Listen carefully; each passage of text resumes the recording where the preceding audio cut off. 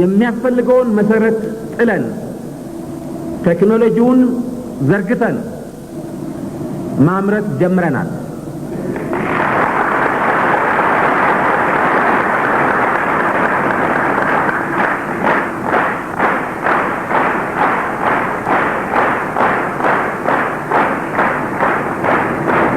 በዜና ሰምታችሁ እንደሆነ የጋፋት ኢንጂነሪንግ ኢንዱስትሪ ባለፈው ዓመት ተከፍቷል።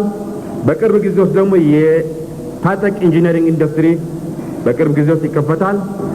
ይሄ በመሳሪያ በኩል ከነፍስ ወከፍ ወታደር ጠመንጃ ጀምሮ የተለያዩ መድፎች ሚዲየም ሬንጅ ያላቸው ዛሬ እነ ኢራቅ የሚመጻደቁባቸው አይነት ሮኬቶች፣ የአውሮፕላን ቦምቦች መስራት ተዘጋጅተናል።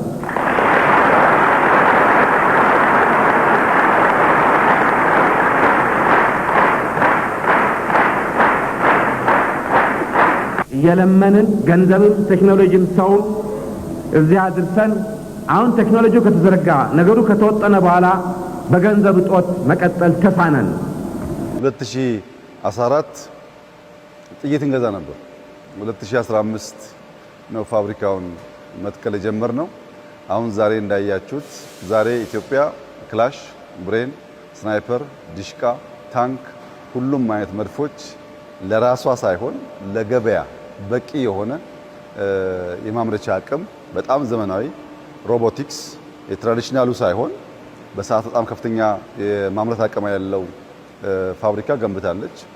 ዘሆል ግቢው ካፓሲቲው ኢትዮጵያን ይመጥናል። ኢትዮጵያ እንደዚህ አይነት አቅም ሲኖራት ማየት በጣም ደስ ይላል። ክላሽ እናመርታለን፣ ስናይፐር እናመርታለን። እነዚህ አይነት ነገሮች ከመግዛት ወጥተን አምርተን ለሌሎች የምንሸጥ ሀገር መሆናችን እና በጣም በአጭር ጊዜ ውስጥ 2 ዓመት ባልሞላ ጊዜ ውስጥ ይሄ አቅም ተገንብቶ በማየቴ በጣም ከፍተኛ ክብርና ደስታ ይሰማኛል።